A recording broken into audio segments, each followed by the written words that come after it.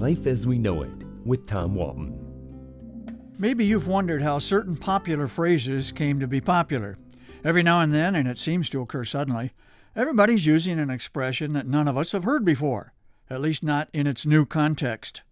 The one that comes instantly to mind is this one. Wait for it. When did that one take off? I would guess in the last couple of years.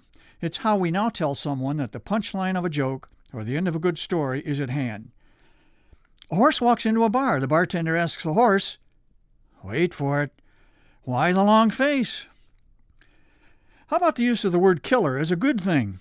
That girl was killer, man. Whereas I would be tempted to call the cops and get this murderer off the streets, savvy young men who know the code would scramble to get her phone number. This is a deviation of a similar oddity. Bad means good. Not always, of course. When a baseball player makes an error, he might tap himself on the chest and quite rightly say, "My bad." But if the same guy hits a 450-foot home run next time up, his teammates say, "Dude, that was bad," as in good. Athletes often use the words sick and filthy in the same way. A pitcher might have filthy stuff to the point his opponents describe him as sick. Back in the day, sick meant staying in bed all day, and filthy meant it was time to reach for the Lysol. What about the overuse and misuse of the perfectly fine word so, S-O? It's okay to say, "I am so tired of hearing that word used improperly." How tired? So tired. Its meaning is clear. The level of fatigue is significant. But we hear so used all the time in other ways. I am so not going to Eddie's party. Hey, you may hate Eddie's guts, but I'm not sure you can further amplify not going. Either you're going or you're staying home, but you can't be so not going. It's also okay to say that cat is so ugly, but it is not all right to say that cat is so not cute. Occasionally, these new expressions fade away. We've all used no-brainer so many times we've retired it. Same thing with going postal. The nation saw a run of post office violence many years ago that gave rise to the expression, in the context of somebody reacting badly to an unpleasant development. "Man, I was 10 minutes late to work this morning, and the boss went all postal on me."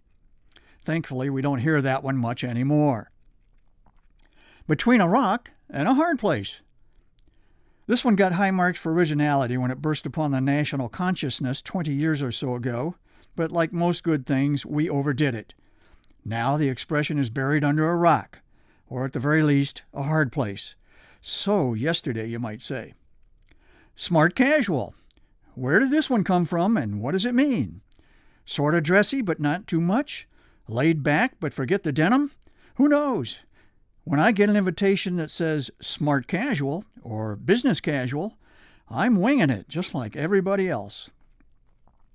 You can be sure that very soon in the near future, another new expression will emerge and we'll all start using it. Nobody knows just yet what it will be. I guess you'll just have to wait for it.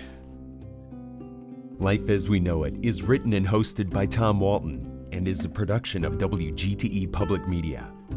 Life as We Know It with Tom Walton can be heard on WGTE FM 91 every Monday afternoon during All Things Considered at 5:44 p.m. Or hear past episodes at wgte.org/life.